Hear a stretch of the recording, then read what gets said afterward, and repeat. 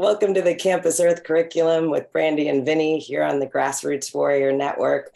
Today we are so pleased to have a really special guest, Miss Cynthia Chung. And Vinny, I'll let you. Yeah, Cynthia is the co-founder of the Rising Tide Foundation with her husband, Matt Arrett. They also have the Canadian Patriot Press, and it is just such a pleasure to have you. You're also you're author of your first book that I think Brandi has right there that she can show everyone. What's that title again, Brandi? The Empire on Which the Black Sun Never Set, The Birth of International Fascism and the Anglo-American Foreign Policy. Wow. I mean, yeah, it's a bit of a mouthful of a title. Cynthia, that book is wonderful. I mean, after I finished it, I felt like I could just start over and start reading it again. I mean, it's just so packed with a lot of good information, excellent research. And I was thinking this morning when I got up, I was like, you know, we got Cynthia Chung going to be talking about Assange and the Durham Report and all this. And it feels like we could call this the rise of the whistleblowers, because it really feels like it's a time right now where the more people that can come on out and share their stories and share what they have to offer, especially if they were on the inside in some aspects of the global deep state or the medical chemical vaccine complex, or all these different complexes, it really is what people seem to be hungry for. Like they really want to know what's going on behind the scenes. And because of the kind of research you've been doing, it really illuminates some of these issues that we're dealing with right now. So, Brandi, do you have the screen share of her essay that she was going to go into? I thought we might just bring that up as she gets into this. Give me 1 second. I actually wasn't quite as ready as I thought I was.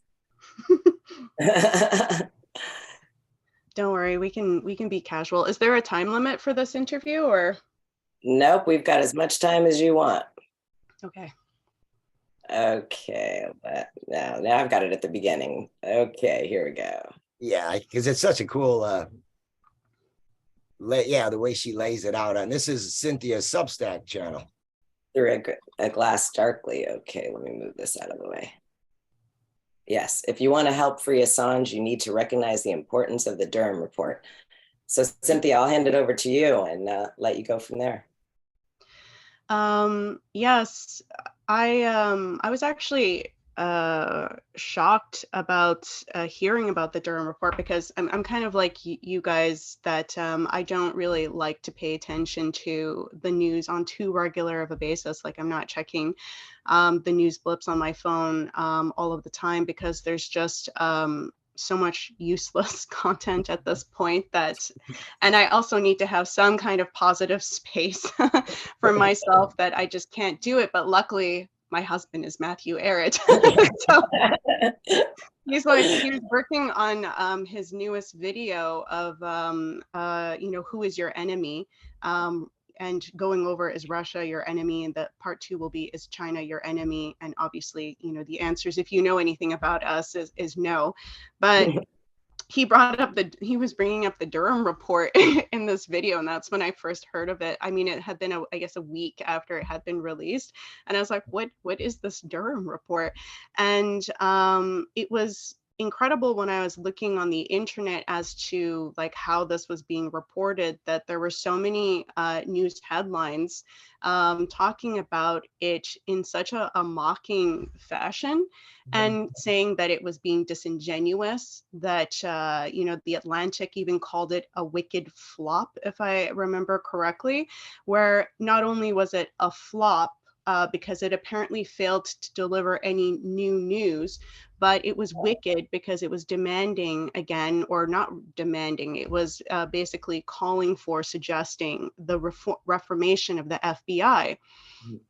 And so first of all, it was like, well, why is it being criticized for like the information it has brought forward? And basically, the Durham Report was something that was started in 2019 as a result of the FBI investigations, the Crossfire hurricane investigations that started and around the 2016, 2015 time, which was really focusing around the Trump campaign, but also the 2016 US elections. And there was already the Horowitz report that had gone through that specifically of the FBI's conduct in that. And it was already found by the Horowitz report that the FBI was basically not following the law in how they were progressing with these investigations. However, the Horowitz report, to kind of like soften the scandal, was he said that, oh, they did it out of incompetence and negligence, not out of conscious, criminal intent or bias or political agenda. But he never proved that, right? He just asserted that. And this has been used as like a way to kind of as a shield against the Durham Report, because the Durham Report is not even necessarily saying outright that there's a political bias, but it's like, if you have continued an investigation over and over again, because it continued after the Crossfire investigation with the Mueller investigation, and it's still ongoing. You had the Mar-a-Lago FBI raid on Trump's house this past August, and there's continued. They're going through those papers right now to try to find something. It's ongoing, but they've never had any basis to begin with. And so the Durham Report is basically just a more rigorous investigation into, again, confirming that there was really nothing to this. And contrary to how this is being like sold on public, many of these main media platforms, the Horowitz report, when it came out in 2019, there was a call for the reform of the FBI. Do you know what happened as a consequence of this? I would wonder if the average person knows. The FBI said, oh yeah, we did a little tweaks on our own. And so apparently it's okay. And that's the excuse. So when the Durham Report now is again saying like the FBI really needs to be reformed because they just basically were not following the law, but not just not following the law, they're abusing the fact that they're not held accountable by the law, to the point where it's like, why are we so concerned about the 2016 US election interference without really taking it into account that perhaps the FBI is also interfering and making election interference, which is clearly what is going on right now leading up to the 2024 elections. If there has been nothing to base these investigations on and that they're continuing, this is a violation of the public's right. And people might think like, well, whatever, I don't like Trump anyway. But it isn't about whether you like Trump or not, because, and this is why I wanted to pair this subject of the Durham Report with the Assange story, which is, again, very odd because there are a lot of people who like Assange who hate Trump. And they're not able to kind of put the story together, I find, because again, like, it doesn't matter whether you want Trump president or not. The point is that if you believe that you live in a democratic country and you have civil liberties and that you have the right to, hold politicians and certain other figures that are shaping policy, shaping law in your country accountable, then you have to be interested in the Durham Report because it is a violation of people's rights. And part of this is that the FBI has also caused problems with the whistleblowers. The FBI, the CIA and the NSA, they're all working together. So it's not just, separate institutions. It's all like one kind of, octopus or whatever. Operation. Yeah. Yeah. Along with the Five Eyes, and as we're going to see, MI6 also plays a big role in a lot of these problems, including with the Assange case. So the issue with Assange was that he interfered in the 2016 US elections because somehow they thought everyone was going to love Hillary, even though Hillary has a long track record of scandal and controversy, including the Benghazi thing, which we will get into later on, because that's a very important thing to talk about. But she didn't have a perfect, pristine record. And this email scandal came out and she acted like, this was completely, concocted by WikiLeaks, and Assange specifically, and that Assange, withheld information about Trump. It was clearly a bias, and he's probably working with the Russians. All kinds of accusations that were being thrown about. None of these accusations, these allegations against both Assange or Trump or the Trump election campaign that was found with the Mueller report investigation, which was focusing on those things, they couldn't find anything to really back this up. And the only thing that they said is like, oh, well, we have a bit of proof of Russian interference with like fake social media accounts and fake hashtags. Like, give me a break. You control all of the big media heads in the country. You censor people like crazy. You don't allow whistleblowers to speak out. You don't allow for people's content to be freely shared on like YouTube. Google censors people too on searches, and you're going to complain about Russia's like a few fake social media accounts and hashtags? Come on. The reason why Trump was elected is because he was elected. And Assange did clearly influence people's decisions of what they ultimately thought about Hillary, but that was a legal influence into the elections because the people deserve to be informed. And that's what is really at the crux. One of the core issues in this whole thing is not, whether you're camp this or you're camp that or whatever.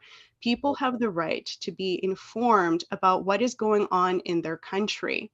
And what their country is doing within their domestically, but also foreignly too. Like citizens should be concerned about what their country is doing in other countries. And so Assange was a real powerhouse in the sense where he was not only showcasing the problems with the war on terror, which again, this article goes through a lot, but I think, it's what's great about you guys is that I know that I have time. So Yes. I'm confident I can actually talk about these things, because sometimes there's so many commercials and I only have 30 minutes to talk about something that's like so I broad. could listen to you talk forever, Cynthia. Honestly, you're so good. You're such a good teacher, and you're able to put really a lot of information into concise statements. So I appreciate you. So you've got all the time you want. And you guys feel free to interrupt at any point, but I guess I'm just trying to paint the canvas that we'll begin with. But that was the issue with Assange, was that he was at first well before the 2016 US elections, and this is when the rape allegations from Sweden started, I think back in 2010, if I remember correctly. So he was starting to expose the war on terror, basically war crimes that were going on. And Chelsea Manning was a big intelligence source to this, the whistleblower, who was leaking a lot of the intelligence because she was an intelligence analyst based in Iraq, I believe, at the time. And released a whole bunch of content to Assange that he was publishing within a 2-year period, I think from something like 2010 to 2012 or something like that. And so you get this weird allegation from Sweden of a rape charge and all this. Assange has to go into the Venezuelan embassy for protection. And what's interesting is that Sweden eventually drops all charges against him. They claim that too much time had passed by, and so there wasn't a point. But Assange remains in the embassy because I think he was not trusting the United Kingdom government for leaving him alone at this point. But it seemed like there was no reason for him to seek sanctuary once Sweden dropped the charges. And then weirdly enough, you have a new president of Venezuela, or no, Ecuador, sorry, it's Ecuador, a new president of Ecuador. And then there starts to be a bit of heat for Assange. And then all of a sudden, Sweden starts up the rape allegations again, and now all of a sudden this is an issue, right? Because the UK government was actually intervening. I think they arrested Assange right before Sweden, a month before Sweden restarted the rape case. They had arrested him on an old warrant from 2012, and they had arrested him. It's hard for me to remember the timeline right now because it's like all over the place, but I think in 2019. So it was an expired warrant. It wasn't even over anything that was even, presently ongoing, right? Like they had dropped the case on him.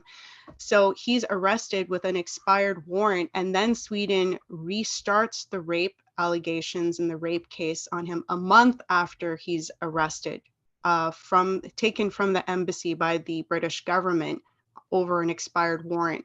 So it seems like Sweden had to bring this up again to make it seem like it was legit. And it's like, well, you just said that there was no evidence, it was too old case and everything.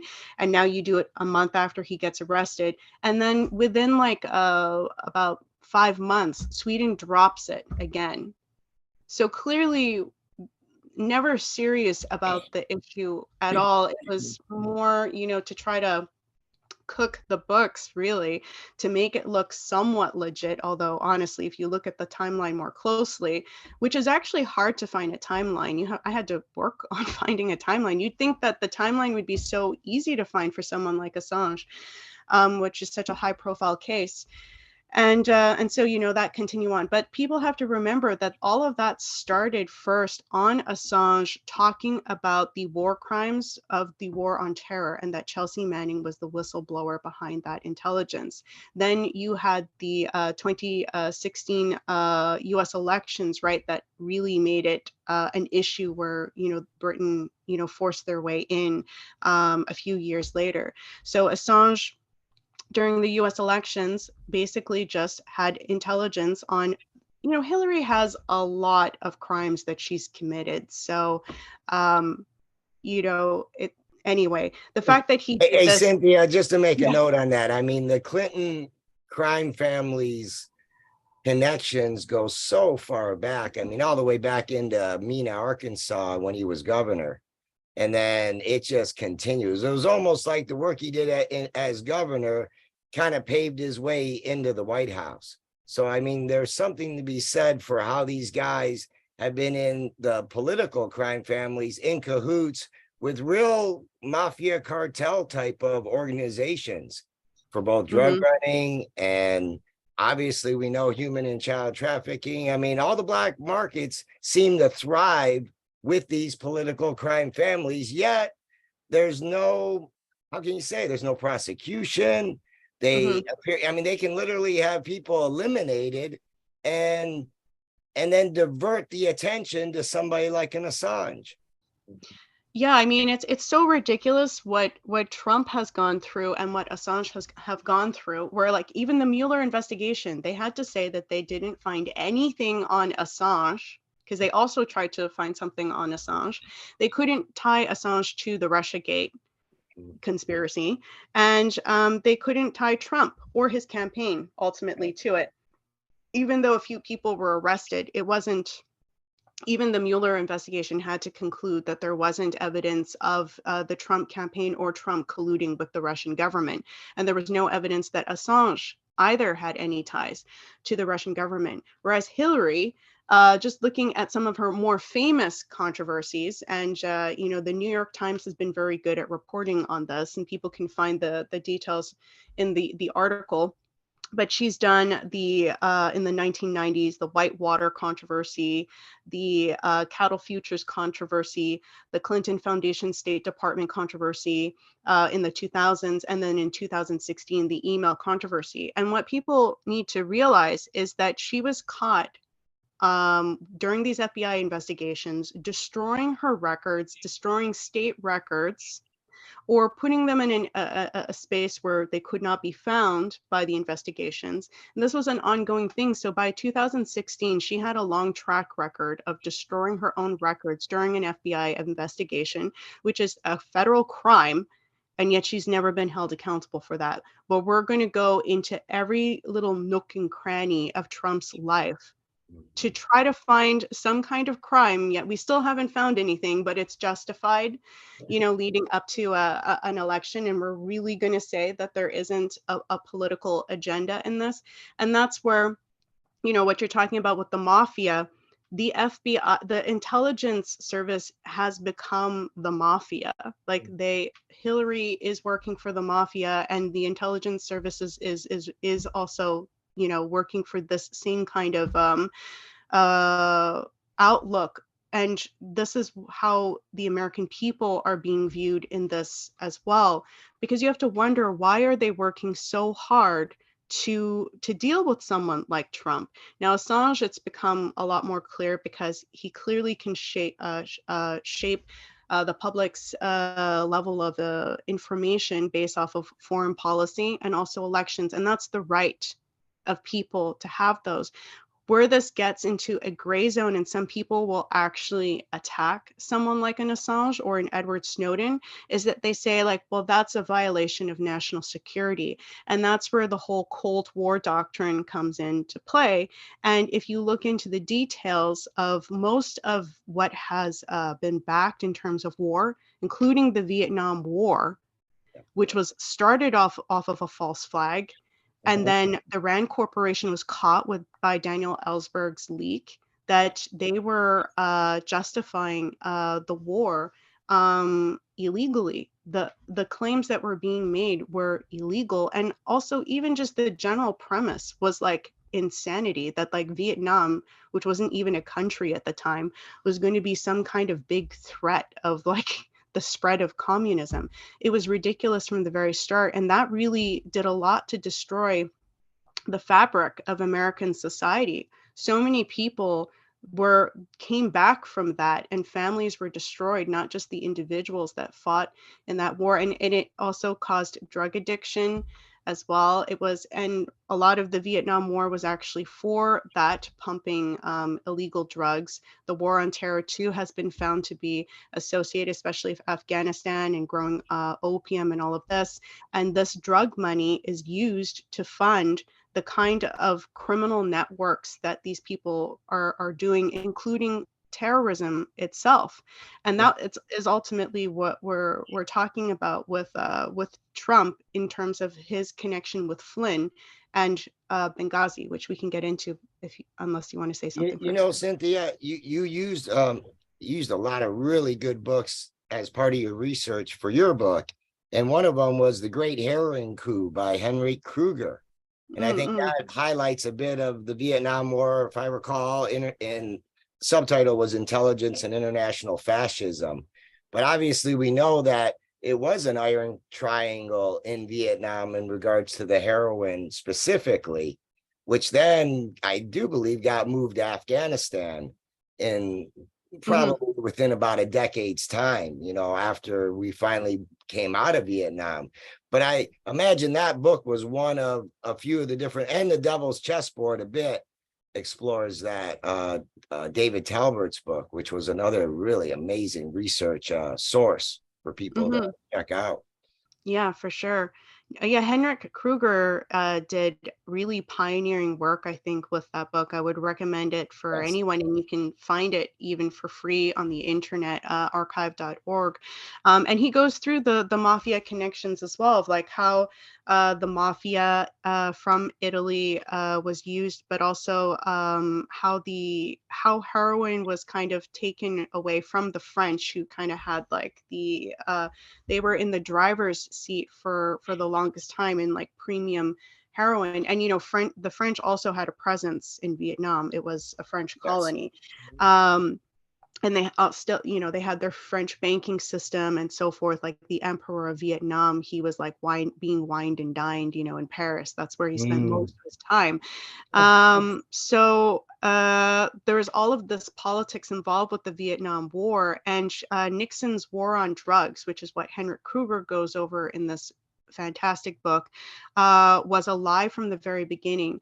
It was a war on certain drug dealers, namely the French, so that the Americans could, take over that kind of production. And so it was a takeover.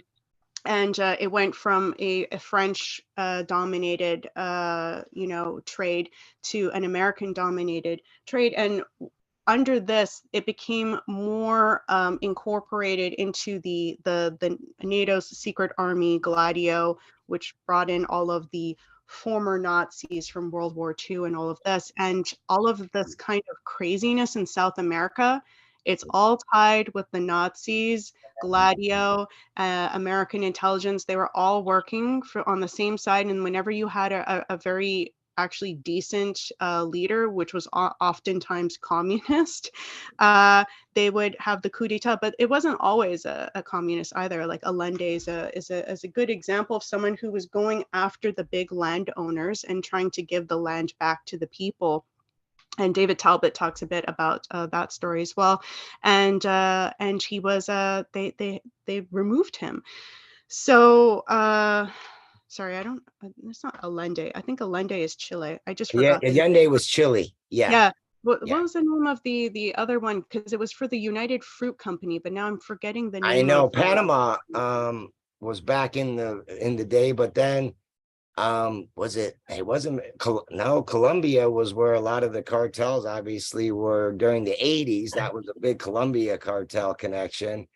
Trying to remember where United Fruit was. They were actually Guatemala, maybe they were set up back in the early 20th century. Yeah, I think that it was. I remember Butler, obviously our famous Marine, who stopped the coup of FDR. He had talked about being a henchman for United Fruit and basically the globalists at the time back then. And I think it was.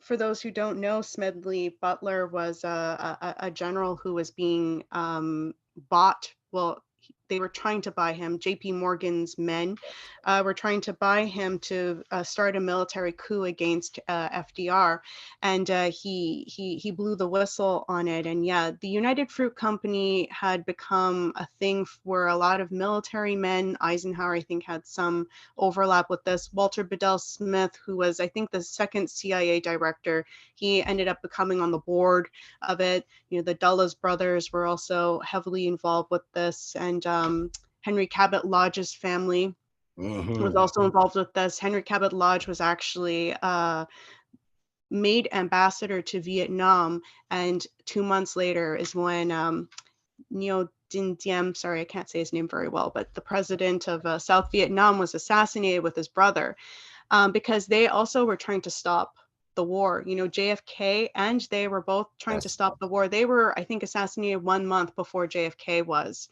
So you see, like, it becomes very unsettling because you can see how these good people are being killed. And again, Gladio, NATO's secret army, is behind a lot of these assassinations of actual presidents of countries, of Western countries, not just South American countries. They tried to kill de Gaulle many times as well, but he had the backing of enough of the military and intelligence to thwart that. JFK did not really have so much the backing of the military and the intelligence. So he was, a little bit more exposed. But this is the reality of what has been really directing domestic and foreign policy in the world, is for these sorts of aims, which are really the original League of Nations type aims of not just a world government, but you think of certain parts of the world as having the higher ups, the chosen peoples, kind of like a Brave New World outlook. And then you have the slaves in, these other regions. And, Africa was always, considered to be the breadbasket of Europe. This is what Mussolini said. Hitler thought this. And guess who else? The British and the French imperialists and all the other imperialists in Europe. They were all for this. There was a lot of support for this kind of Nazi fascist imperialist idea. Like a lot of people, they try to act like the Nazis and the fascists are just about nationalism and nothing but nationalism. But if you look at what were the plans of Hitler, what were the plans of Mussolini, they were to build empires. They were totally imperialistic, and Mussolini had made it very clear that he wanted to cut out of Africa. Oh, Cynthia, I gotta stop you. I'm gonna Yeah. share the screen, and I want Brandi to share this excerpt from your book because it is right on what you're talking about. The De Gaulle one? No, not that one. I'm gonna not save that that one. one. I like that De Gaulle one too, but I like this one right here. And Brandi, you can start. Let me get it over here. So you can Tell me where to start. Start right. It's going to be 2 paragraphs, so bear with us. The reason why so many nationalists leave. It's at the end of chapter 3 of Cynthia's book. Right. Okay. Can you read it? I can. The reason why so many nationalist leaders were open to working with the communists was because the communists were also for nationalism and against imperialism. Nothing came remotely close to the level of destruction that was occurring on a military and economic level from Western imperialism, which curbed industrial progress in favor of backwardness. To side with Western imperialism was equivalent to agreeing to perpetual tyranny through poverty and enslavement. This is the only way to resolve the paradox that so many countries maintained a strong pro-American sentiment into the early years of the Cold War, despite the disaster of the Korean War. These nations recognized that a choice between Western imperialism and Soviet communism was an artificial construct, and that there existed a very clear third option. This third option was the authentic American system of economics, which had been opposed to systems of imperialism. However, as we have seen, this pro-American system sentiment that hoped for a restoration of Franklin Roosevelt's vision was almost entirely ignored. And then that next paragraph too. It's just brilliant. Are we committed in handing Caesar the crown? I am not so sure, for there remains a great deal of love for liberty and the pursuit of happiness. However, we must remind ourselves that this was never in the cause of liberty for a few, but rather liberty for all. If we delude ourselves into believing in such a thing as liberty for a few, and you may think you are included in such a privileged few, take heed, for tomorrow, who is to say that what your station shall be? Liberty for a few is in reality liberty for none. It is the acceptance to be ruled by a Caesar and be satisfied with the crumbs of freedom. It is thus to have no freedom at all. If we side with the world's oppressor, we too will be consumed in the process. That's brilliant, Cynthia. I just thought you were just on a roll, Cynthia, but that really encapsulates a lot of what you were saying. I mean, and you wrote it so well. So I just wanted. No, I really appreciate that you did that, because again, sometimes I'm in my own little bubble and I could see maybe some people might be panicking, saying like, what the hell? She keeps talking about how great the communists are. And everyone is thinking about like the communist infiltration in the United States right now is why nobody has any, civic liberties and all of this.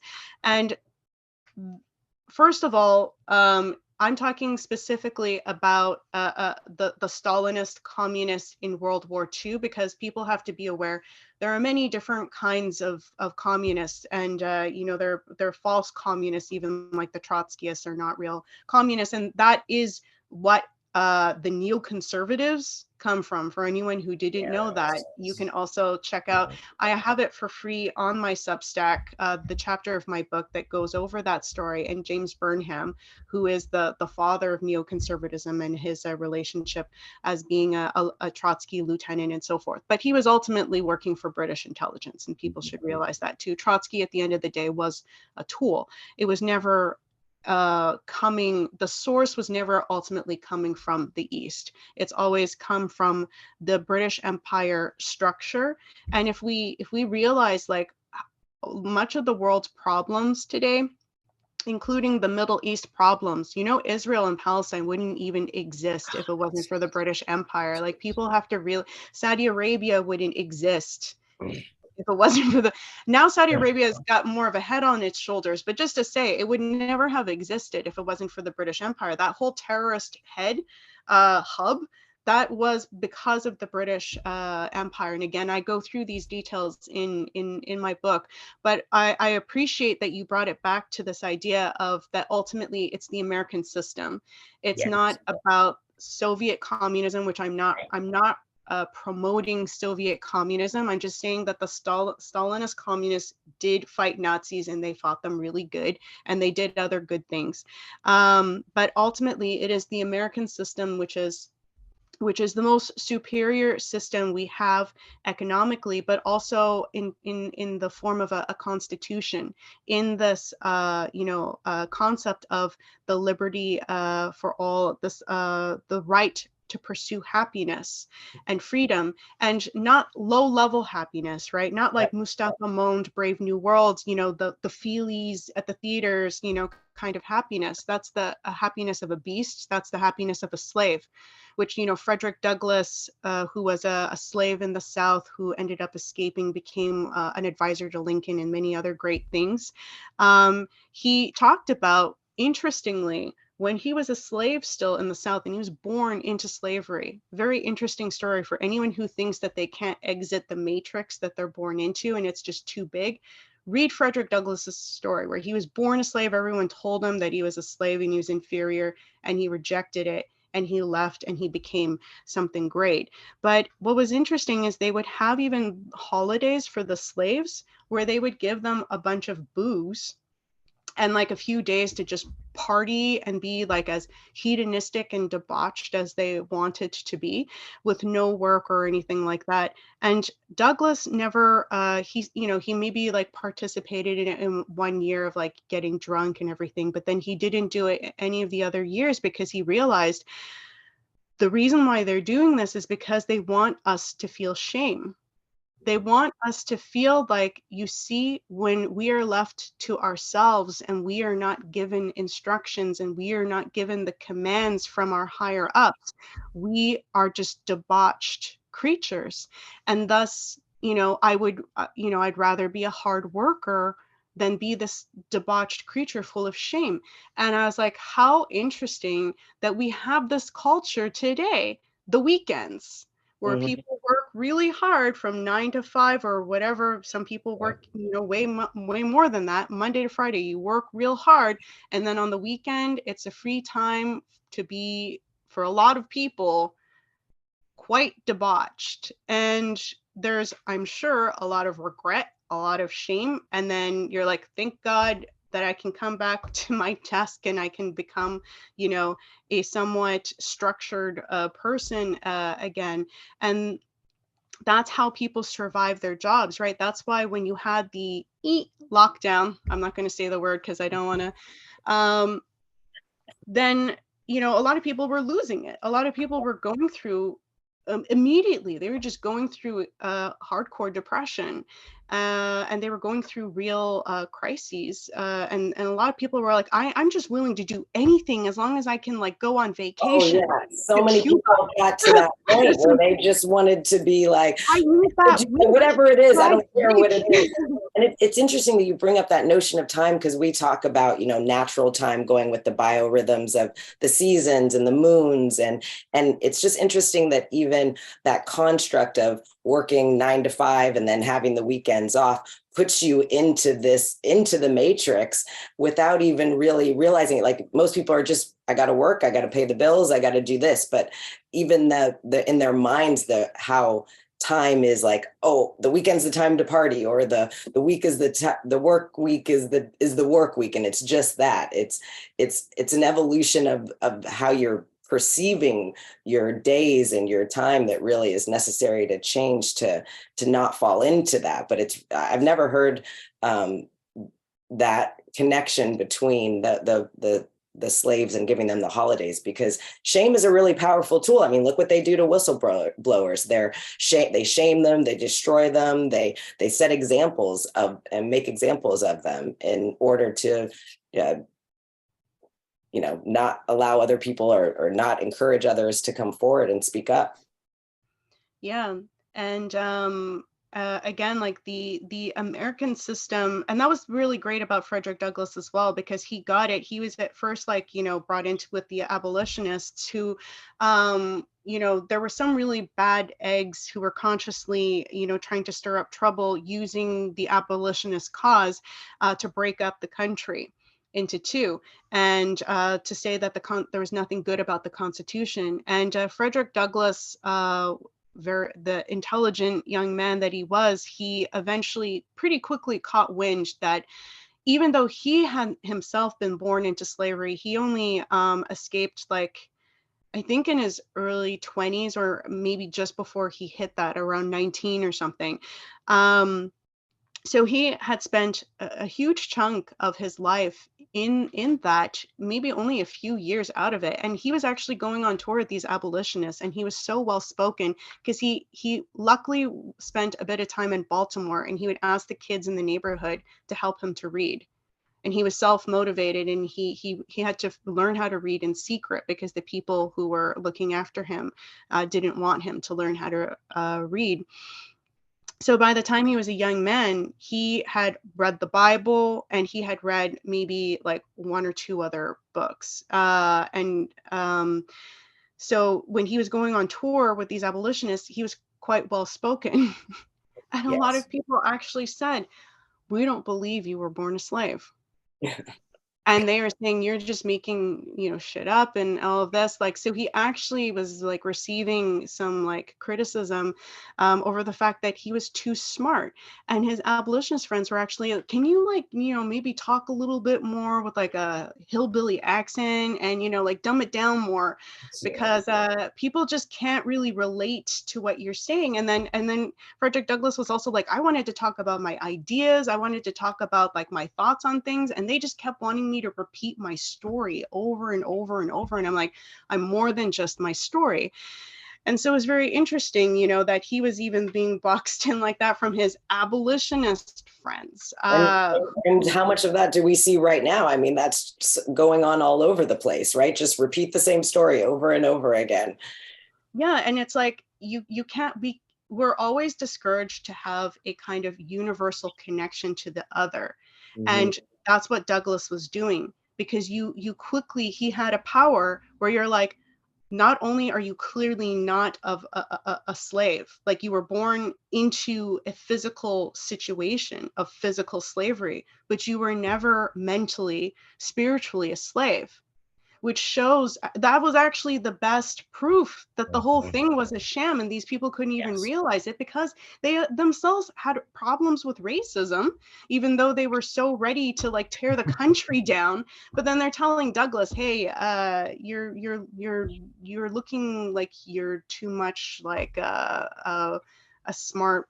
Like, people are starting to think you're not really black, It's like, Oh, yeah, I can relate. it's like, what is going on? So he was a perfect connection to the fact that we do have this natural connection, and even that surpasses even your experiences. It surpasses experience, and it surpasses a certain kind of culture. I would say a lower level culture, right? Because there's different kinds of culture where we have familiarity with like mom's cooking, or whatever kind of like our people's cooking and that kind of thing, which is nice. But then you have like the higher points of culture, which are more the spiritual culture, and that's like what we were bringing up before of religion. Any good religion has to think about the welfare of all as a basis for a religion, and a culture also can have like a lot of enrichment in terms of like, how do you cultivate the best of your people? And that's like the peak of culture. And the peak of culture can recognize the peak of other cultures, whereas the lowness of other cultures will actually isolate themselves from other cultures, because they will say, "Oh, you're so different." The culture shock. The culture shock is about the superficiality of your culture, the superficiality of your surroundings. And you're like, "Oh, they eat differently. Oh, they dress differently. Their mannerisms might be different and everything. And I don't like it. I don't like it," kind of thing. But ultimately, it's like, how are you defining yourself as an individual? How are you defining your community? How are you defining the meaning in life? And these are the things that we can connect to on our highest level. And so Douglass had just been like, this guy like started from zero, and he was ahead of everybody with only like a year or two of being free. And people are like, no way, what is this? He's like, he's smarter than me, and I like went through an education system and I was like fed, properly and all that sort of stuff. So yeah, it was a really beautiful disproof of and what was so wonderful about Douglass, despite his terrible a life of a slave as a young child, and his one contact with his mother is like heartbreaking. I cry every time I read that part of the book. But was that he was able to still put that aside, and recognize that the country, the stability of the country, because he recognized that the Constitution was actually had a lot of potential for the good, that the foundation of the country was actually not rotten. And his 4th of July speech, it's always taken out of context because he starts at like really provocative, like, is this a joke? You guys invite me here for your Independence Day, but it's independence for you. It's not independence for me or my people. And it's like, like it's at the very beginning like that, and you're like, whoa, discomfort. But that's Douglass's style, is that he'll be like really uncomfortable at the beginning, and then he'll start to talk more about universal concepts that are very uniting by the end of his speeches. And that's what he does at the 4th of July speech. At the very end, he's saying there's nothing wrong with the Constitution. There's nothing wrong with the foundation of the country. It was done with the right direction, but it's up to us to continue that direction. So it's not the foundation of the country that has gone astray. We have gone astray. And so that was really beautiful that he could recognize that, and that he had a patience with an extremely frustrating situation. I mean, of course, like, people are being treated like cattle. And he has the foresight to know that you cannot just think that you can take things by force. You can't make things right by force either. And I know it's a really frustrating situation for so many people, that they think they have a romantic concept of how qualitative change happens, that really is like a long-lasting change for the good. That has to be worked on, and you can never attain it through violence. Sometimes, we've had revolutions that were violent that turned out okay, but that was because that grouping understood the other parts of it too. It wasn't just violent. They also had an understanding of what the solutions ultimately were. I'm not saying never go to war with an oppressor or that sort of thing, but you have to be careful. And in this case, it was a war within a country. Are we going to tear the country apart? So it was very smart of him to understand that. And the Russians also understood that. Tsar Alexander II backed Lincoln's Union. And he said in an interview, I'm doing this not out of a particular love of the United States, but because I understand the American system, which is the economic system, was the only system that could challenge the system of imperialism, which was being at that time, driven by the British Empire. So, the cotton trade, the opium trade, this was all the British Empire. And they had their clutches in so many parts of the world, including Asia and Africa. And so Tsar Alexander II recognized that that was a real power. And that was what was happening with the American system before World War I, which is my theory, that World War I was started to break apart. This natural alliance that was occurring, where the American system started to be adopted in Germany with the Zollverein, with Friedrich List, and because Germany also wasn't a country.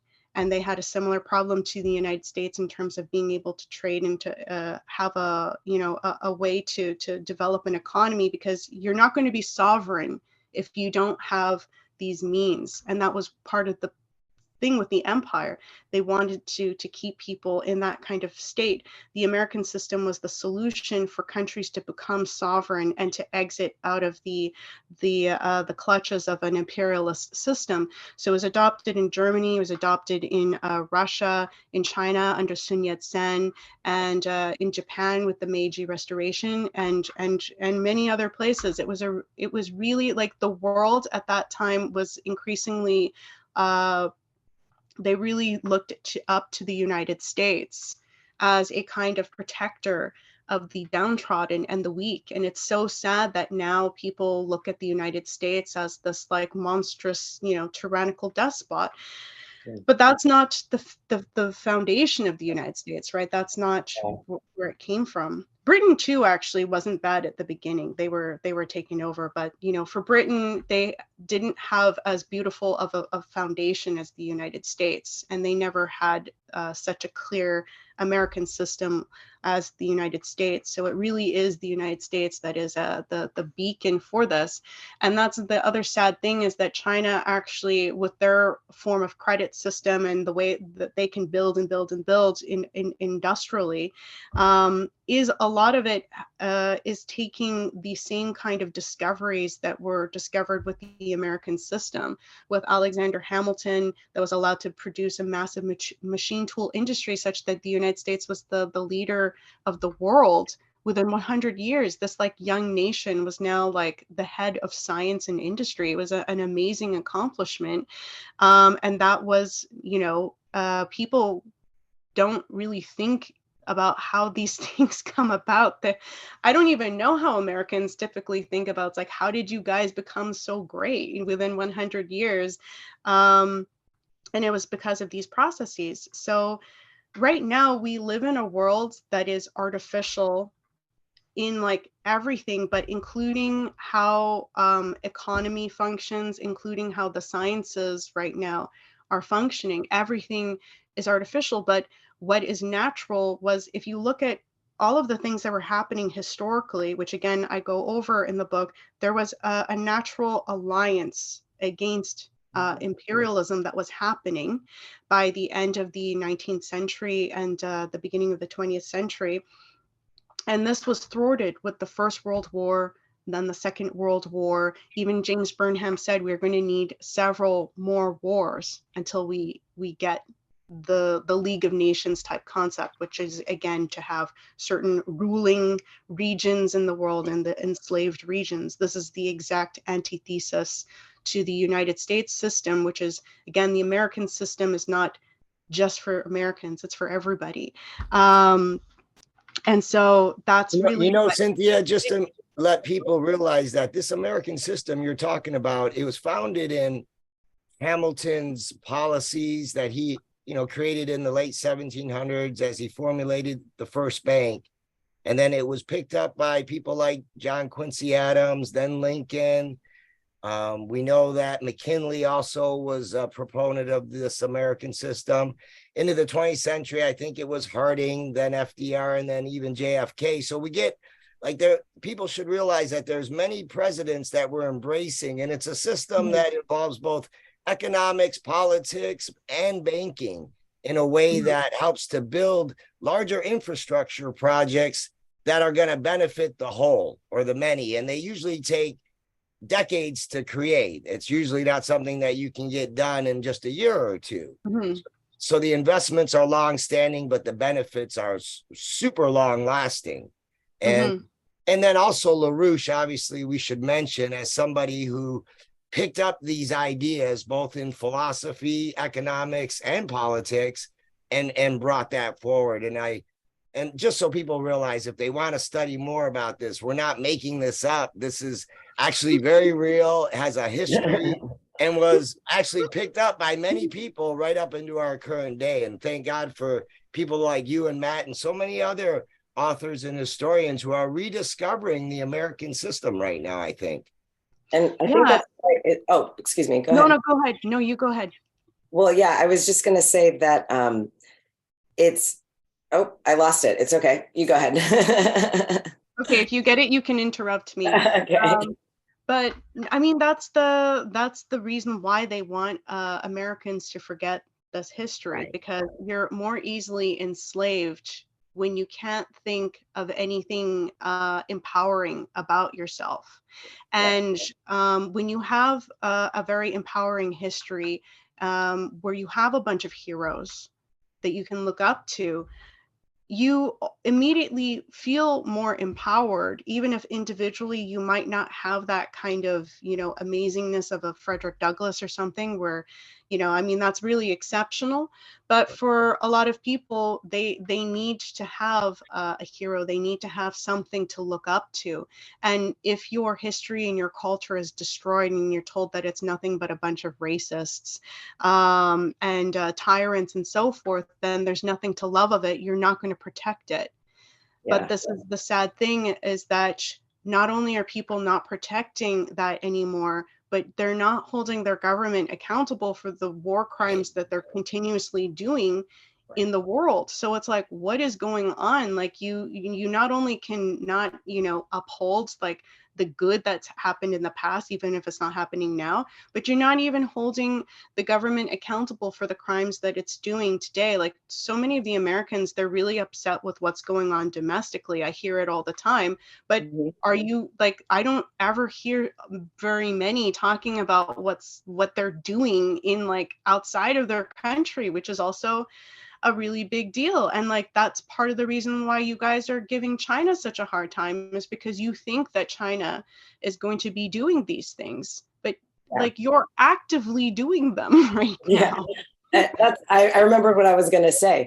It's that right now it feels like it's such a poignant time, because instead of being told what our history was, whether it's through our education system or even reading certain books, or even purporting to know and just thinking that we know the true history, like now is a time where we can know so much. I mean, your book is proof of that, right? Because the history is there so that we can know now. We don't have to suppose, we don't have to purport. All you have to do is go and look at it, and we can really see what has transpired in our history and what positive ideas were on the table for true peace, progress, and prosperity, and continue to be on the table. Right there are so many things that have been problems that there are solutions to, that we're not using, that we can implement. And I think that that's the positive side of all of this, is that by looking at truly examining our history, we're able to see what can work, how we get ourselves out of a situation that's systemically wrong, or not wrong, but systemically problematic on so many different levels. Like, because a lot of people, I'm sure, are saying, well, where do we go from here? Like, it's so widespread, the issues, and it covers so many different parts of our culture and our society. What do you do? And I think that looking at history is one of the best ways, in that universalist approach, where you're not just looking at segmented wars and things, but really looking at what was going on in the context of when those things were happening. Yeah, Another point, Cynthia, mhm. is how in terms of our culture, how you were just talking about finding heroes in our past. And if you notice, in the last 10, 20, 30 years in the world of cinema, how we've lost the hero. They're literally creating anti-heroes as if they're the hero. I mean, you watch film, you can't even find a hero. It's like a villain has now become this new type of hero. It's really inverted and twisted. Like, even like something like Kill the Messenger. Okay, it's a good story. You got Jeremy Renner, and he's talking about the Gary Webb story back in the 80s, 90s, when he basically was uncovering what was going on with Iran-Contra and the Mina airport. And what happens with Gary? He gets basically assassinated. He gets killed at the end of the movie. So you wonder, okay, are they actually sharing this film to expose some of what was going on back in our recent history? Or is it more to show that if you speak up, you end up like Gary Webb, or even like potentially an Assange or a Trump? So everything's become very suspect in terms of what they're they might take a film and say, hey, we're going to expose something with it, when underneath they're actually just solidifying that we don't want you to speak up. We want to keep you silenced. And I think that's something that anti-hero thing just bugs me to no end. Yeah, I think that that's a very good point, that we don't have real historical heroes anymore. We've got like Marvel Comics heroes. If we're going to have heroes, they're like, they have supernatural powers, which so that a normal person can't possibly identify with that. It can only be like, please save me, hello, kind of thing. And it's a completely disempowered way of like having really bubbly kind of hope that isn't based in anything. And then other than that, for the real people, like you said, it's an anti-hero, because it's gotten to a point, like I even have a friend who's actually, he's quite well read, and he likes to study, I would say, literature and good poetry and stuff like this. But he himself has told me that he can't really situate himself in positivity or happiness, right? So if a movie has like, or a story has a lot of positivity in it, or if there's like a writer that is really, kind of hold, like a Schiller, for instance, is using a very high moral standard that he's expecting of his audience, and who is someone who really seems to have lived his life that way, that it is such a hard thing for someone to, even if they want that, right? This person clearly wants that in their life. It's hard for them to ultimately view it as something attainable or even real, because we've been, the movies and even books that have been recommended to us and so forth, they all kind of focus on the fact that it's impossible to be a good person in the world that we live in, and that it's all different shades of gray. And the best you can be is at least, to do the lesser kinds of crimes, or the lesser kinds of immorality. And those are those are the good bad guys kind of thing. And this is what we've come to view. But this is a reflection of where we are psychologically and spiritually in our outlook, because what that ultimately is translating to, if that's what you identify with, and you cannot actually enjoy a movie with a real hero, like a real historical hero, or even a drama that's done well, like a Wilhelm Tell, type drama or something like this, it means that psychologically you yourself are struggling with that concept with yourself. This is my theory of it, and that's clearly what I think my friend has been going through and is working on. And he's getting better, but he's addicted to zombie movies. That was his way of venting. Well, it's dissociative, right? I mean, a zombie literally is like just like so like empty, that it's interesting that would be the type of film that he would be going to as a way to kind of completely zone out. Yeah, it's like a form of like relaxation. I can't even imagine. I can't watch any of those. It's interesting. It makes me think the last time I had to use any kind of like big pharma type of medication was when I had a tooth removed about 5 years ago. And I was back in Michigan, and I remember taking whatever I needed to take, whatever antibiotic, and it messed with my dream time so badly that I had this like zombie apocalyptic dream. And I still remember it like it was yesterday, like I had the dream. And then I remember waking up going, oh my God, this is actually where some of these people who create these films must get it from. I don't know, the lower astral, whatever. It was in my dream time though. And that night I was in my own movie, and it was so dystopic. It was so lousy. And I'm thinking, I'm just taking stuff after I got a tooth removed. Can you imagine people who are literally on these big pharmaceutical type drugs for a good part of their whole life? It's just so sad. What it must do to their mind. Well, Stephen King, not to say that he was on something like that, but I mean, he has said that he had alcohol abuse problems, but he got a lot of his dream or his stories from dreams as well. But you guys are more knowledgeable about like how we interact with the dream state and the conscious state, which definitely there's a lot of connections to that. And yeah, the zombie thing is a sort of I think there are many different ways of looking into it, but one is that, yeah, you're just very disconnected in the world that you live in, and you feel isolated. But that's again what these post-apocalyptic films are doing, is to encourage survival and just to focus on surviving. So again, that 9 to 5, Monday to Friday job, just survive and with the scarcity, right? It's always like it's the end of the world. There's no water, or everybody's fighting each other for food. Like it's that survival and scarcity combo that is just all over the place. Yeah, and it's like it really has sunk into people so much over the years that they actually are like, they're willing to accept that this reality can occur within a somewhat, short time span. It's so many people believe that the world is going to end as well, one way or another. I was surprised to hear that my mother actually thought that because at the time I was talking about Greta Thunberg, who had prophesied that the world would have ended, what was it, a year ago now? It's like she was saying like we've got 9 months left or something like that. Yeah, I mean, we can go back to the Club of Rome. They've been saying that for, the world is going to end every year.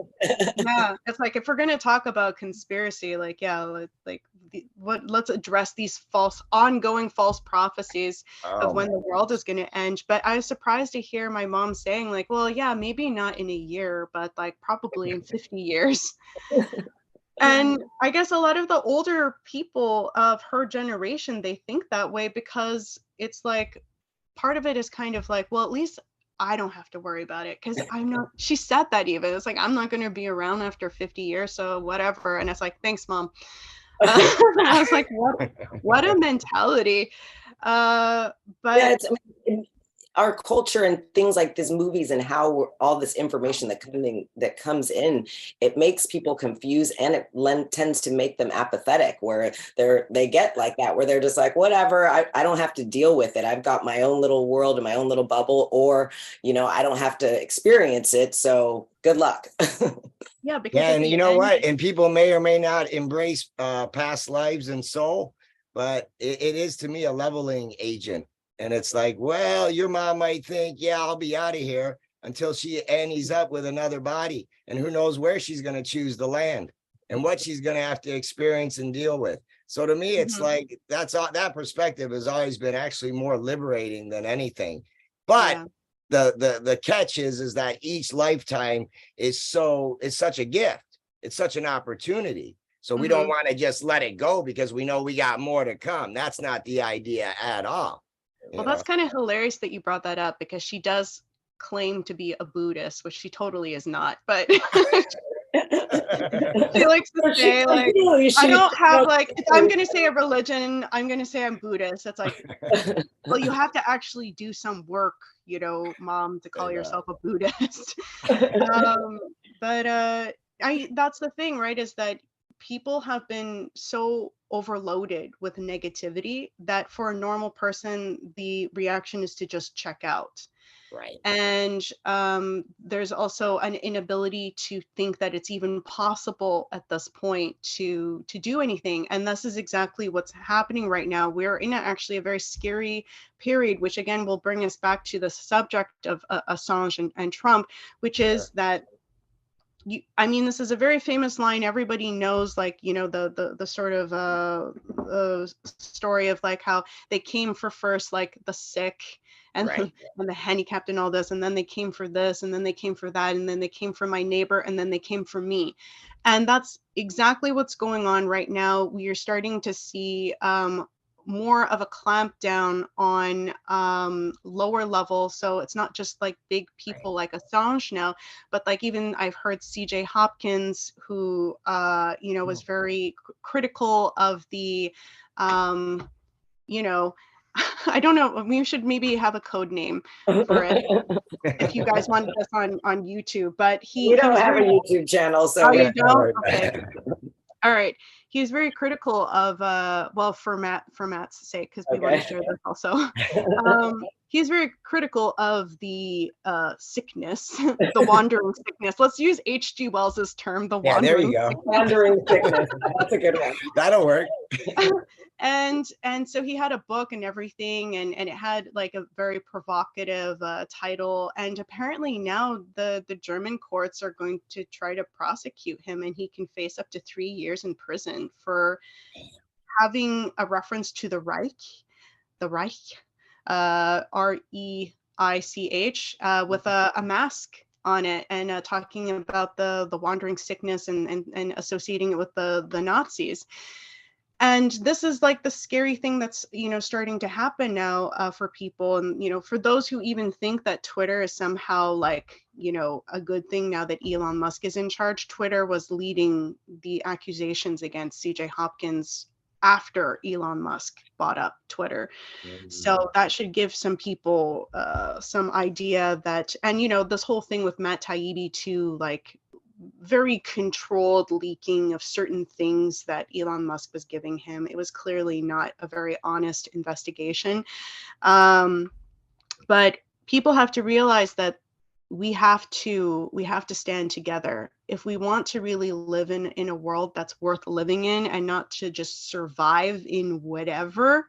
Yes. And it's totally doable, right? It's so easy, but you have to take that first step. You have to take the first step to first recognize what is happening. And the second step is, what kind of world do you want your children to live in? There's unfortunately not enough of that instinct, it seems, going on right now. We have like an older generation that doesn't want to stand up for the younger generations. No wonder the younger generations are like, the world is like messed up, and they have like an extreme cynical view, because the older generations have not done the job to protect the younger generations. And so that's also a very big issue. Like my mom's mentality of like, who cares if the world ends, I won't be around. Very typical kind of response. And then, we have this. It also reminds me at the end of your essay where you bring up like what it is to like, are you going to be a voyeur, or are you going to be a real citizen? And to me, like, what does it mean to be a real citizen? I think that's kind of what you're talking about. And how do we stand up? Because of the people that didn't vote, like there's a huge group of us that are that are able to come together if, like, what am I trying to say? That there's the people, like we, the people are the majority, and there's so many of us, and a lot of people have checked out. So how do you bring those people back in so that we do have a true solidarity and majority? And I think that understanding what it means to be a true citizen is part of that. Yeah, because we have to take responsibility for our lives. We have to stop sleepwalking. Yes. There are people who are sleepwalking. They're not happy. The wandering sickness lockdown showcased how people are actually not happy, because if you don't have your restaurant experience, if you don't have your shop, they actually had a commercial saying, hey, get the stab, because if you don't, then you won't be able to show off that dress that you bought, kind of thing, because you won't be able to go to the restaurants, you won't be able to travel, these sorts of things. It showed how people are so reliable on these superficial things because if you're stuck, at home with maybe just yourself to talk to, or your significant other, a lot of people found that was not a very enjoyable experience for them. You even name one of your chapters, Sleepwalking into Fascism. And it's very appropriate. I'd actually like to share the screen one more time, because I really want to get this de Gaulle quote that you shared in your book. It seems really right on step with what we've been talking about here. Brandi, you feel like reading another one? Sure.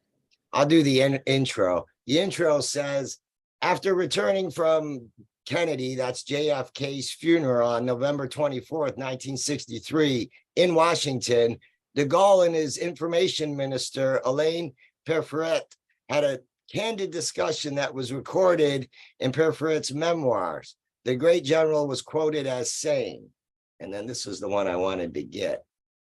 What happened? Oh, okay. What happened to Kennedy is what nearly happened to me. His story is the same as mine.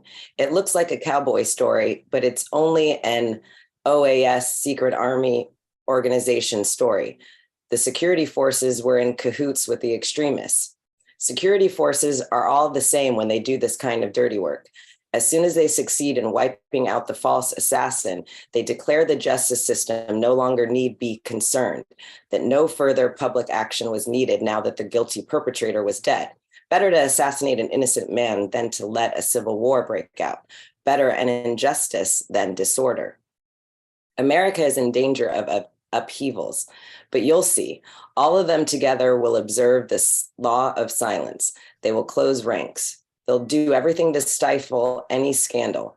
They will throw Noah's cloak over these shameful deeds in order to not lose face in front of the whole world, in order to not risk unleashing riots in the United States, in order to preserve the Union and to avoid a new civil war, in order to not ask themselves questions. They don't want to know. They don't want to find out. They won't allow themselves to find out. I just think that that quote is so telling. It was 60 years ago that he shares this. And here we are experiencing so much of what he's talking about in our present day. It just blew my mind. I really made a note of that as I was reading. And then obviously you follow it up with Kennedy's famous speech about, secrecy are repugnant in a free republic like our own, and on and on and on he goes, right? So yeah, I think that was really a time that people, if they had woken up, the world would have been so different with the assassinations of both JFK and Bobby Kennedy, Martin Luther King and Malcolm X, and a lot of other people that were arrested or assassinated during this time. And again, FBI that was doing this with the excuse that we're in a Cold War. They called JFK a communist. They called Martin Luther King a communist. Like, come on, guys. This is such an old thing that's been going on and on. They called the president, Kennedy, a communist. So we have to wake up that this kind of Cold War fear mongering has been clearly used to basically override the law and to undermine people's civic rights and free press and so forth, because we always say for national security. Well, what is everyone's fear actually of communism? People's fear of communism is that you put the state before the individual's rights. Well, how is this any different for national security? Yeah. For the Cold War? Yeah, we definitely know national security, or for national security purposes, means for them to cover up their own shenanigans and all their corruption. Like, it's been so obvious that again and again, they use that phrase to then just divert the attention and cover up yet another scandal or some more corruption. It's the same old story in that way, for sure. And it's so broad. I mean, when you see how it's been used, I mean, it was used with Kathy O'Brien, right? So that her full information couldn't come out. It's such a broad theme of national security that they are able to hide so much information and hide behind that veil of national security when, I mean, how are our national security interests actually being protected right now? They're not at all. It's such a farce. Yeah. Yeah, and that really is something. Like I was just thinking just now that like there really isn't a differentiation between saying that the state is more important than the individual under communism, and then funny enough, we're saying that we're combating that very idea by putting national security ahead of all interests, which is the security of the state over the rights of the individuals. But I think that we should bring up the Benghazi thing in this light, because the thing is that Trump is running for the 2024 elections, and Flynn, he has announced, apparently, I've heard this through a friend, a trustworthy friend, that Flynn is going to again be brought in as Trump's selected national security advisor. And for people to have an understanding of what happened with Flynn, the Benghazi story is a very important story for people to be aware of. Ambassador Christopher Stevens was assassinated in September 11th, interestingly enough, 2012, in Libya. And it was a controversy because it was found out that the security was woefully inadequate, to quote the Democratic report on this, that led to his murder. So it was a completely avoidable situation that was basically held incompetently, unprofessionally, or some might have said that there was actually an agenda behind that. But regardless, there was an investigation into it. Hillary Clinton, who was Secretary of State, was directly responsible for the security around the diplomatic missions and the embassy in Libya. And since, this has happened, Obama, said in 2018, he's called this a wild conspiracy theory. Americans should really, start to wonder when they throw around these words like conspiracy theory, which I think kind of started with the JFK assassination and those who were questioning the Warren Commission. I think this is when this started to become a thing, to call someone who questioned things a conspiracy theorist. There are still some idiots today who say that the Warren Commission is something that we should all be following, some bullet that is like Neo in the Matrix, and like just defying all laws of physics. But yeah, apparently we're supposed to go along with that. And if you don't, you're a conspiracy theorist. He had called this whole thing, this criticism of especially Hillary involved in this, a conspiracy theory that was concocted by the conservatives and the Republicans. But there were actually the Defense Intelligence Agency was making reports, and this was leaked, or actually wasn't leaked. The Judicial Watch of the Freedom of was able to get this through the Freedom of Information Act. So they were able to get these reports, and these reports were warning the Obama administration that there were a lot of risks for terrorist attacks on the U.S. Embassy and its missions in Libya. So again, very interesting that even the Democrats themselves in their separate report had to acknowledge that the security was woefully inadequate. So I would say the outcome was predictable in the fate of, the U.S. ambassador in this.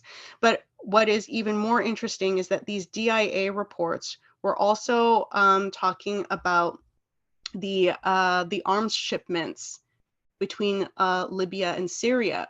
And this was after Gaddafi's death, that all of a sudden, because Libya was one of the big war chests in the region. And so when Libya fell, all of this weaponry started to somehow find itself in places like Syria, where the terrorists were using this and everything, when, it was the Americans and the British who came into Libya. Interesting how that happened. It was Michael Flynn who was the director of the Defense Intelligence Agency during this time from July 2012 to August 2014. And the Obama administration had the audacity to say that these DIA reports were absurdities. They were very condescending and disrespectful in their responses to these reports. And of course, people should be thinking about how this is related to Russiagate, because then Flynn, once he's, announced as the national security advisor for Trump, he's not even allowed to walk into his office. And they already are saying that, like, no, you have to be put under investigation for Russian collusion and all this. This is Flynn already back in 2012, starting to talk about how, are we really serious about fighting terrorists? Or are we actually for helping them? And he even says in an interview with Al Jazeera, I'll just read it. They ask him, you're basically saying that even in government at the time, you knew these groups were around, these terrorist groups, you saw this analysis and you were arguing against it, but who wasn't listening? I think the administration. So the administration turned a blind eye to your analysis. Flynn said, "I don't know that they turned a blind eye. I think it was a decision. I think it was a willful decision." The questioner, "A willful decision to support an insurgency that had Salafists, Al-Qaeda, and the Muslim Brotherhood?" Mm. Flynn says, "It was a willful decision to do what they are doing." And then it was found out that there was a flow of arms shipments from Libya to Syria. The Syrian opposition, aka terrorists, who were fighting the bad Assad, right? There was a reporting of one of them eating the heart of one of the soldiers. What? Those people, yeah. It's I ridiculous. didn't know that. And they went to Palmyra, which is this ancient ruins. It's like a very a treasured historical place in Syria. And there was the curator there. They tortured him for days trying to get him to say where the treasures were. And that's where Russia ended up doing this beautiful concert in Palmyra, because there was a clear agenda with these terrorists to destroy anything that had civilizational value. So it wasn't just whatever they were claiming their agenda was religiously. They were actually weaponized against civilization. And for those who are not aware, Syria has a very rich history where we've had like many different cultures and religions coexist peacefully in Syria for centuries. This is a kind of sacred place. It's kind of considered, one of the cradles of civilization. And so this was being attacked, and Russia responded beautifully to this really sad situation. They started executing people too at this beautiful ruins, and they were shooting at the ruins to try to deface things and all of this. And Russia ended up taking back control of that area, because for people who might not know, Syria was able to defeat these terrorists because of Russia, namely.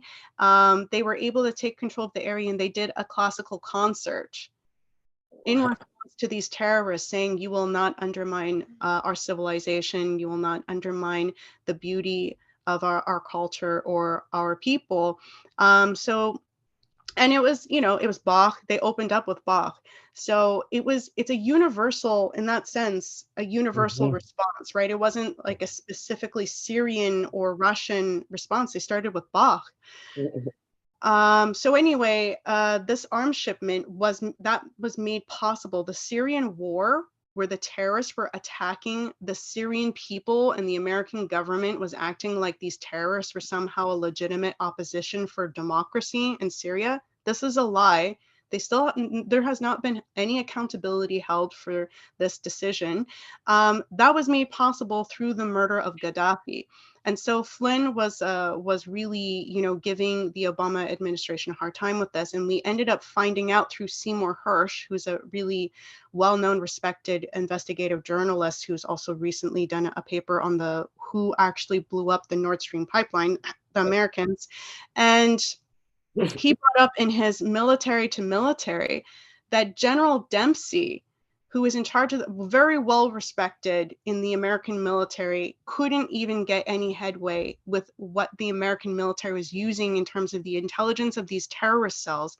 And he had to go over the Obama administration, because apparently this is a loophole. As a military person, you can talk to directly the German military, the Russian military, and the Israeli military. And it was smart that he did that, because by them all knowing that the other person also had the intel, you had to kind of treat it a little bit more seriously, right? But he was giving the locations of these terrorist cells to those militaries, because the American military under the Obama administration was ignoring it. And this is what Obama has the nerve to say is a wild conspiracy theory. And again, this is the implications of Russiagate. So why do you think the FBI didn't want Michael Flynn in the position of national security advisor, and he wasn't even allowed to walk into his office? And they say, "Oh, you made a call to the Russian ambassador in December, like 2 weeks or 3 weeks before Trump was officially inaugurated." Whereas when Trump If everyone can recall, by December 2020, they were saying like, Trump's not really president anymore. You don't have to really listen to anything that he's saying. The hypocrisy is like through the roof. Flynn didn't do anything illegal in his phone call with the Russian ambassador. He did his job. He basically just did his job 2 weeks before he was officially sitting in his office for, guess what? Heaven forbid, good relations, peaceful relations with the Russians, peaceful, okay, not subservient or any of this sort of thing, peaceful relations with Russia and a possible real end to terrorism. Yeah. These were the real crimes of Flynn.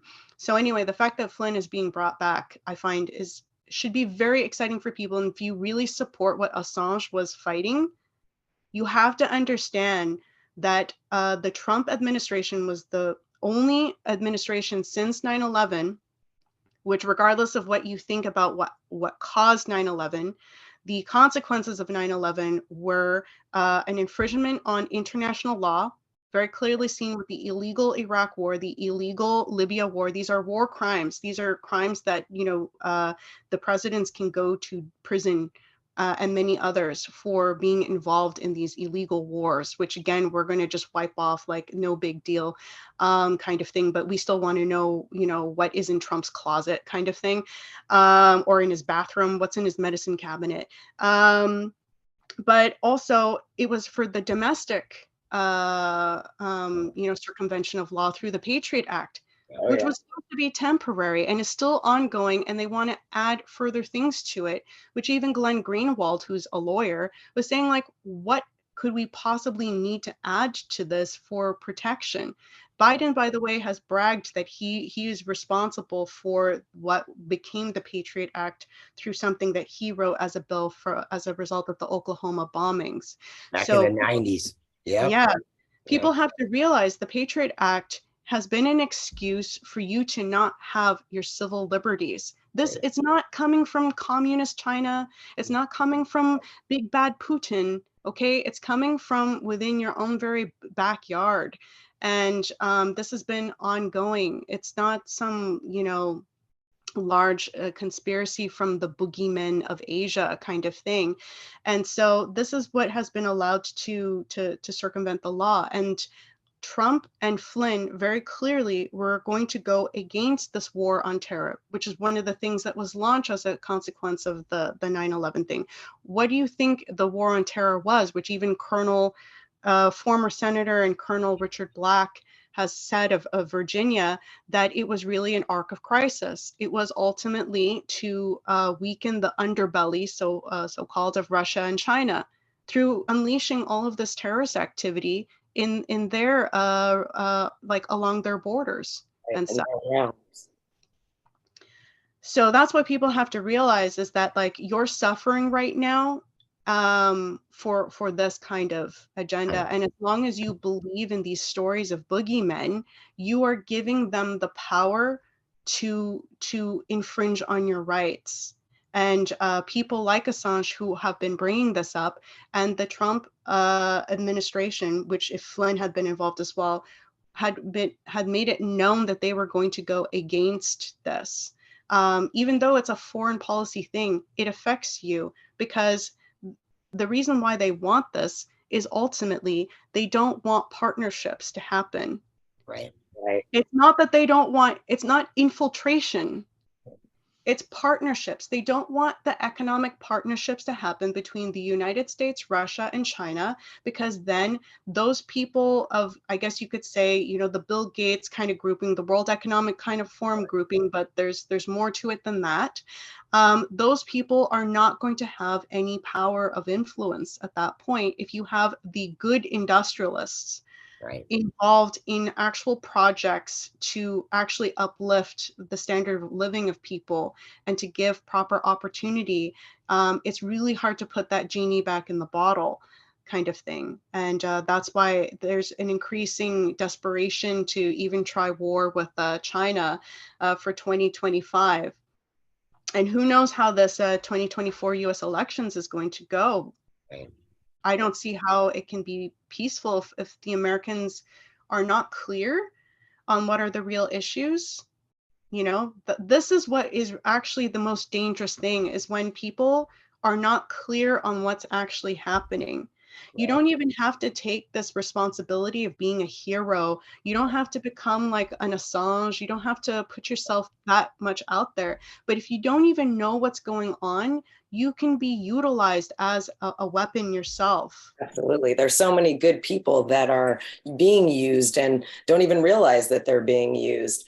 And the truth of the matter is, we talk about terrorists all over the world, and it's our governments and the collusion that are truly the terrorists. Like, we are the terrorists. We are the ones committing war crimes all over the place, which is why we will talk about Russia being, or Putin being, you know, a war criminal and all this. But if he's subjected to the war crimes, then the United States would have to be as well, because as we know, the Clintons and numerous other presidencies have been engaging in corruption for a very long time and war crimes all over the place. So if Putin really goes down as a war criminal, then so do all of our leaders as well. Yeah, and people should be aware that the FBI is actually really the biggest, you know, institution guilty of domestic terrorism. There is actually a report, Matt did a great article called A Brief History of Domestic Terrorism from COINTELPRO to 9/11 and Beyond. And what was it? There's this report from, I keep forgetting who exactly did this report. It's from the Center of National Security at Fordham Law School in 2012, did a study where they found that every single one of the 138 terrorist incidents recorded in the USA between 2001 and 2012 involved FBI informants who played leading roles in planning out, supplying weapons, instructions, and even recruiting Islamic terrorists to carry out terrorist acts on US soil. Actually, I'm going to just read a quote from the report. The Nation, who is reporting on the study, the Fordham study, wrote, nearly every major post 9/11 terrorism related prosecution has involved a sting operation, at the center of which is a government informant. In these cases, the informants who work for money or are seeking leniency on criminal charges of their own have crossed the line from merely observing potential criminal behavior to encouraging and assisting people to participate in plots that are largely scripted by the FBI itself. Under the FBI's guiding hand, the informants provide the weapons, suggest the targets, and even initiate the inflammatory political rhetoric that later elevates the charges to the level of terrorism. So it becomes more a situation of entrapment. And then if you actually even look at some of these like crazy stories of like Charles Manson or the Unabomber and these other kinds of situations, these have been MK Ultra subjects. So we start to realize that a lot of the bad things that are happening that are getting people so paranoid and worked up, again, not coming from Asian boogeymen, but actually coming from the institutions that are supposed to be protecting you.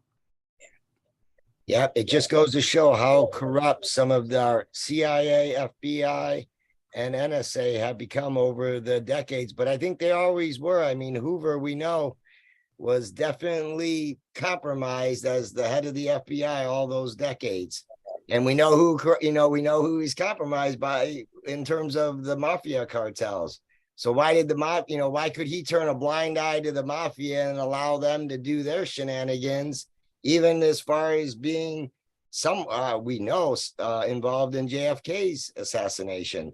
So, I mean, I think the overlay is becoming more and more obvious, like even as people like yourself and when Matt and Mel K go at it together, right? They really have fun, delving deep into these things. And so many other people out there are starting to finally get it. I think we've hit a point where it is hard to put the genie back in the bottle. It's like, I think when they said, you can't stop what's coming. Well, it's all of us. It's all of us still being curious, still wanting to know, still saying that actually we can preserve our republic. We still do have a constitutional base to work off of. We got to start putting it to work. And I think the swamp was more of a cesspool. And the call of the swamp was to be kind. The call of the true cesspool and to go deeper into extracting some of these individuals And I think putting the light on some of these institutions behind the individuals, right? So things like the Open Society Foundations, the Clinton Foundations, all these different NGOs, it really is at the heart of what's moving this New World Order agenda. So we kind of know now. We didn't know 30, 40 years ago with such clarity. So that's some hope for the younger generations. Boom. Yeah, I think that the positivity in this is for people to realize that just as Matt says, like the clash of the two Americas. Yeah. The United States has a proper founding, and they're battling with the real infiltration has been an imperialist infiltration. Yes. Into American politics. It hasn't been communism, it's imperialism. And again, remind ourselves that JFK as well was criticized for being a communist because he wanted to work with these other countries in infrastructure projects. And this is exactly what we share. The old America is what we share as a vision right now with Russia and China, because they have a win-win cooperation idea with other countries like Iran, and they're expanding the alliances with these countries because these countries are realizing that they're namely united right now because they respect national sovereignty. You have to have national sovereignty, and it doesn't mean that you're going to have war. It's actually the opposite. The basis for war is imperial conquest. It has never been a nationalistic idea, and Hitler and Mussolini, again, were not nationalists, they were imperialists. But they share this concept that the United States used to share. We have to, really see through the cultural difference and realize that they are speaking the same economic language and the same higher level cultural language that the American system was speaking, which is exactly what Kennedy was also being criticized for at the time, for his world revolution that he was starting. So this is very positive in the sense that this is actually all natural, that we head in this direction. This is what is truly natural, not what we've been told about ourselves, that we have no choice but to have a dystopic future. We have no choice but to, have a big war where, we live in a post-apocalyptic world, or we destroy the planet or whatever. The situation is that what naturally is occurring is that people are naturally good. Most people are naturally good. They want to prosper. They want to be a part of something positive. That's why so many people are unhappy today, is because they can't find a role in something positive, to the point where they even disbelieve in it, which is the saddest thing. But there is this other thing happening in another part of the world, which we have to kind of open our eyes and look a little bit, broaden our perspective, and recognize that this is not something foreign. This is actually something that we've forgotten ourselves, that we used to have. This is a natural alliance, and everything that is intervening in it is actually what is artificial. We live in an artificial world of scarcity. We live in an artificial world of war and terror. Yes. But it's artificial. Totally. It's not real. The war is really a resource grab. It's like treating the world like it's one big grocery store. The United States is like, I want a piece of that, I want a piece of that, I want a piece of that, and then saying, oh, we're saving the people, or we're instilling democracy. I mean, it's outrageous how grand the illusion truly is. Yeah, and people have to realize that they're not, like, people are not happy with the consequences of the consumerism that occurred, and it's not something to be respected anymore, which I agree. That was like a low spiritually for people. However, we can't be consumerists, we can't be voyeurs, especially in our politics, in how we envision our responsibility and our role in things. You can't just look at things and complain about them and think that somehow you are not playing a role in the world that you are living in. So people have to take that responsibility. But again, you would be amazed at just starting with not following the line, not following the pressure to speak words that are not your own, just start with that. Just start with, I will not speak words that are not my own. And you will see I where love that. that leads you. That's a great starting point. Mhm. Maybe that's a good place to close this out, because this has been going on. I mean, this has been wonderful. We definitely would love to have you on for another jam, but we'll gracefully, and I mean, anything to add just at the very, very end. I mean, I feel like we went up in this big hot air balloon and we've just been taking a nice look at things rather than being so close to it that we can't see what's right in front of our face, right? Like the idea of these cultural gaps between countries. And I think we get up in this hot air balloon and we realize, wait a minute, we all want to have peace, progress, and prosperity moving forward, rather than war, poverty, and scarcity. I mean, it's a no-brainer. Which one do you want to choose, right? I agree. It's Brandi, always wonderful talking to you guys. Thank you so much. Yeah.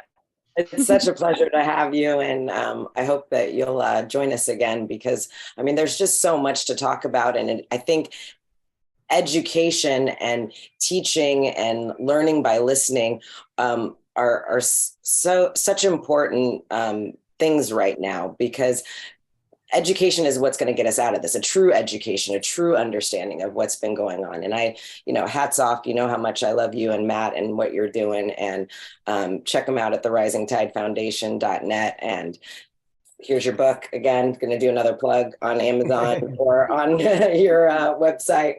And I have not made my way all the way through it yet, but I certainly will. Again, thanks so much, guys. And I really appreciate you pulling out the quotes from the book too. It's our pleasure. Yeah.